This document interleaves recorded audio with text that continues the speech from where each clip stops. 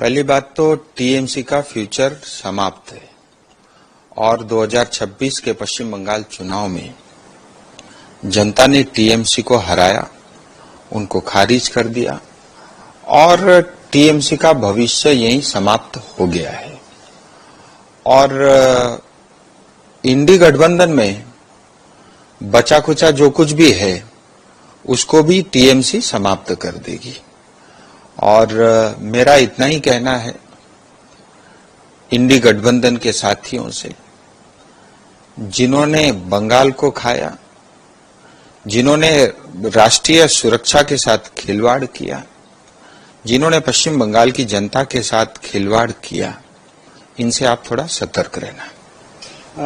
Sir, Madan मित्रा के convoy के ऊपर अटैक हुआ है, बीजेपी का नाम वो बोल रहा है, एलिगेशन बीजेपी को उठा। देखिए, भारतीय जनता पार्टी की सरकार किसी हिंसा पे विश्वास नहीं करती और इसी हिंसा के विरोध में टीएमसी को जनता ने हराया है।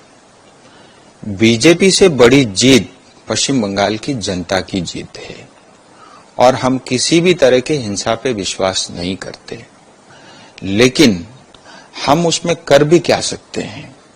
15 साल से जो जनता के ऊपर इन्होंने अंडे फेंके, जो पत्थर फेंके, जो जनता का इन्होंने अपमान किया, जो जनता के पैसे लूटे और सिर्फ जो है घुसपैठ के लिए बढ़ावा दिया और घुसपैठियों के लिए काम किया, स्वाभाविक रूप से पश्चिम बंगाल की 10 करोड़ जनता आक्रोश है।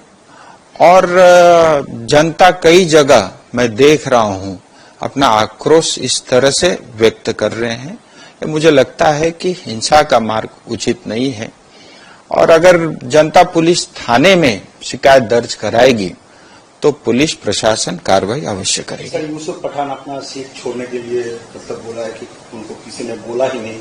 हालांकि ये खबर आ रही थी ममता बनर्जी वहां से बाई इलेक्शन करके दिल्ली पहुंची, बाई इलेक्शन में जीती दिल्ली पहुंची। देखिए, अब टीएमसी में जो भी बचे हुए सांसद विधायक अब वो टीएमसी के तो रहे नहीं, मीटिंग और बैठक में तो जाते नहीं है और घर में कोई छुपे के बैठे हुए हैं, कुछ दिल्ली में बैठे हुए हैं, कुछ विदेशों में बैठे हुए हैं। तो अब मुझे लगता नहीं कि कोई टीएमसी में कोई नेता बचा भी होगा।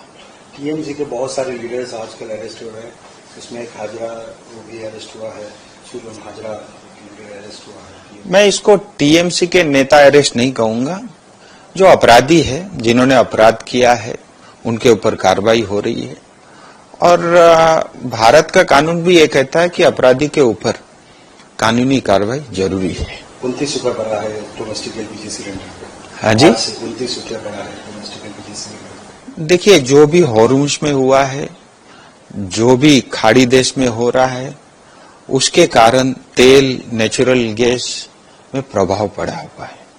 भारत सरकार मोदी जी के नेतृत्व में उस प्रभाव को कम से कम करने में डे 1 से काम कर रही है और जिसके फलस्वरूप दुनिया के अन्य देशों में आप देखेंगे उसकी तुलना में भारत में अभी भी जो है जनता के ऊपर जो बोझ था उस मुकाबले अभी भी कम है, लेकिन ये एक ग्लोबल समस्या है और जिससे भारत भी अछूता नहीं है। मुझे लगता है हमको धैर्य रखना चाहिए, हम सब के लिए देश सर्वोपरि है, ये समय भी कट जाएगा।